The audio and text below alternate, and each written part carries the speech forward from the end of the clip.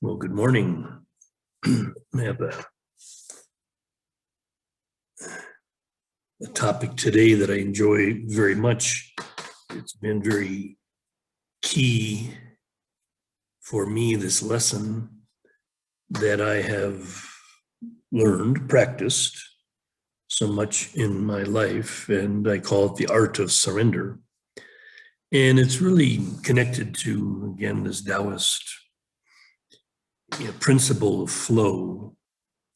Spend a lot of time by the river each day and, allowing water to teach me about flow. And, recognizing that it comes out of a greater principle of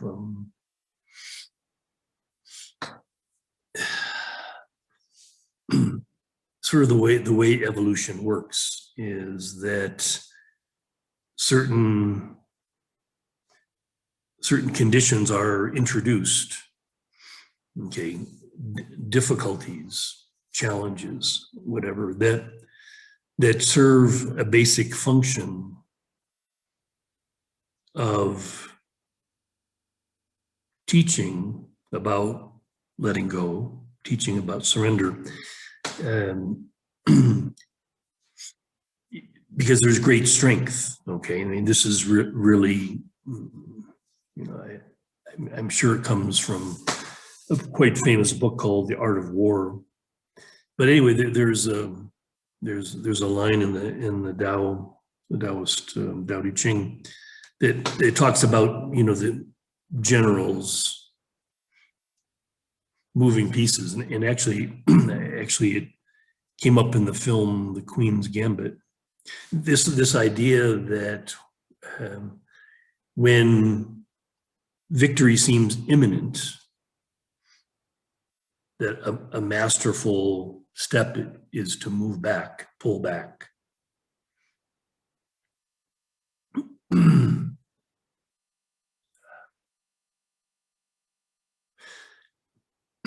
Yeah, it's a paradox that, it's opposite of sort of the way the world believes in force, that victory comes via force, when in fact the Taoist would say, well, the greater victory comes via surrender or pulling back.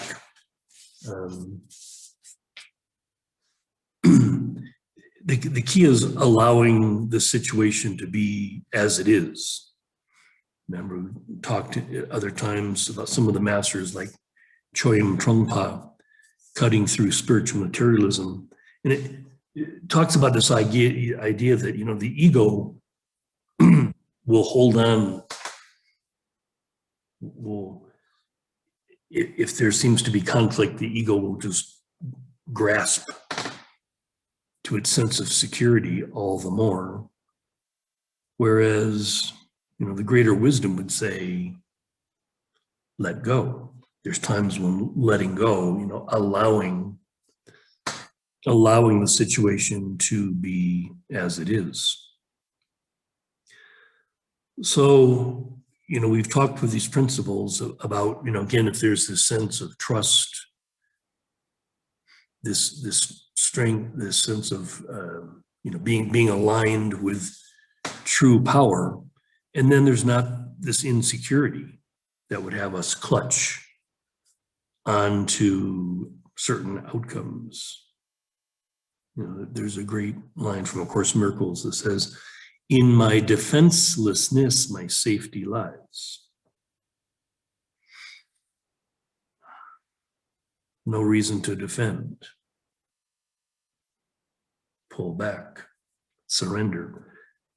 Always, for me, being born into a male body, a male person, to some degree, at least when I was young, a male or masculine dominated culture. It's particularly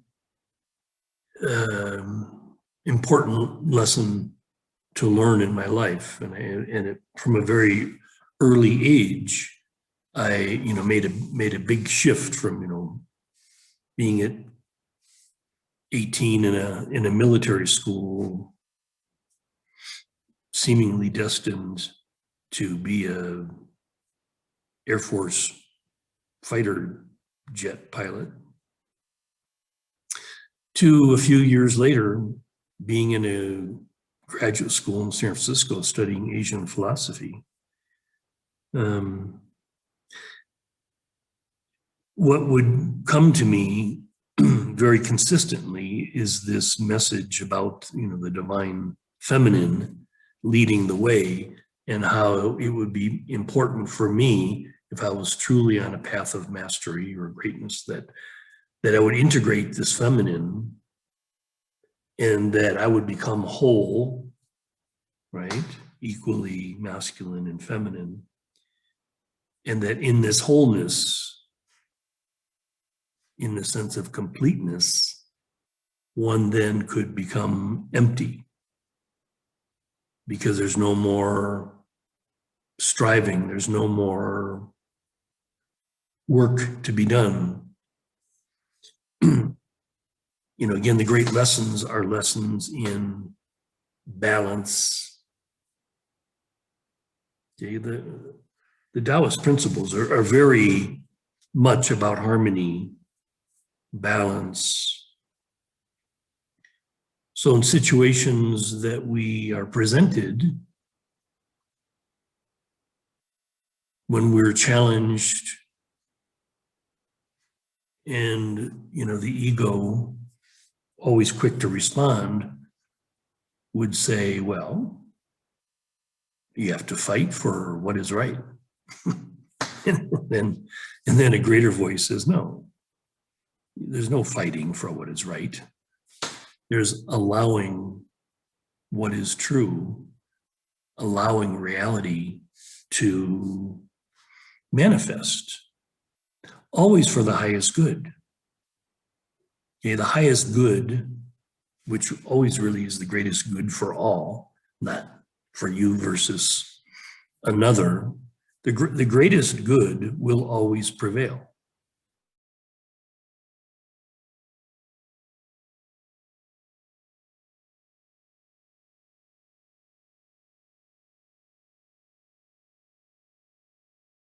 Okay, this is sort of an essential understanding about evolution. Evolution might, in particular instances, seem not so great for certain individuals or certain groups or certain whatever, but evolution always has the greatest good of the whole in mind. And again, this is the essential part of the spiritual mind that we're evolving into, is this mind that actually is thinking, what is the greatest good for all? The greatest good for not like all individuals. What it really means is the greatest good for the one, for the whole, okay, the globe as a whole.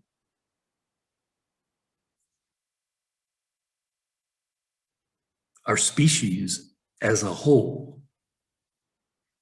Okay, this is seeing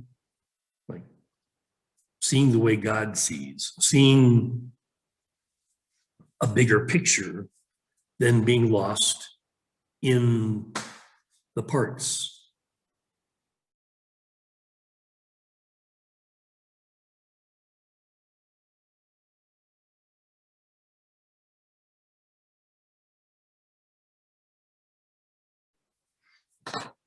Again, in the duality, all of this seems impossible. But leaving the duality, this is again the essential thing about learning to walk with one foot in eternity and one foot in the space-time world, to be able to bring balance to these two seemingly impossible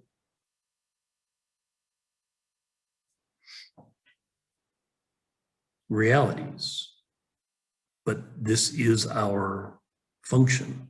This is what we are called to do in this time. is bringing together seemingly impossible differences. And key is this art of surrender. Okay, there's a beautiful word that has many meanings, grace.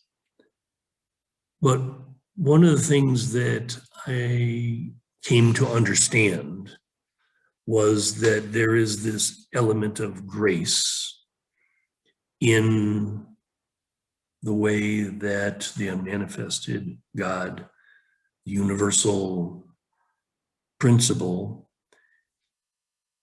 will guide us, help us, support us. And grace is very much intimately connected with this idea of flow. Okay. Grace would hold me in a broken moment and say, it's okay. Everything's going to be okay.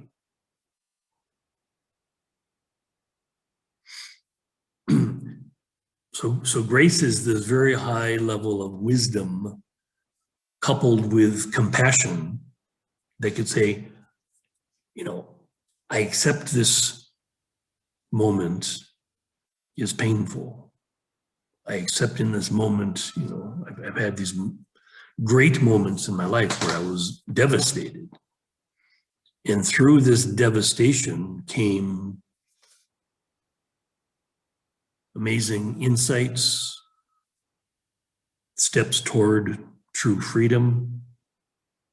So you would say that the situation that created the devastation was grace. Help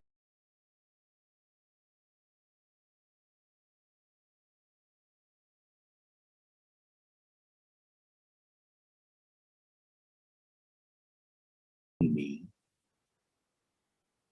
to learn the greater principles. And again, one of these principles is allowing or flow, allowing beauty, allowing truth, allowing love, allowing light to transform a situation. Remember, the end of the world, and you could say any situation, the end of this situation is not its destruction, but its translation into heaven.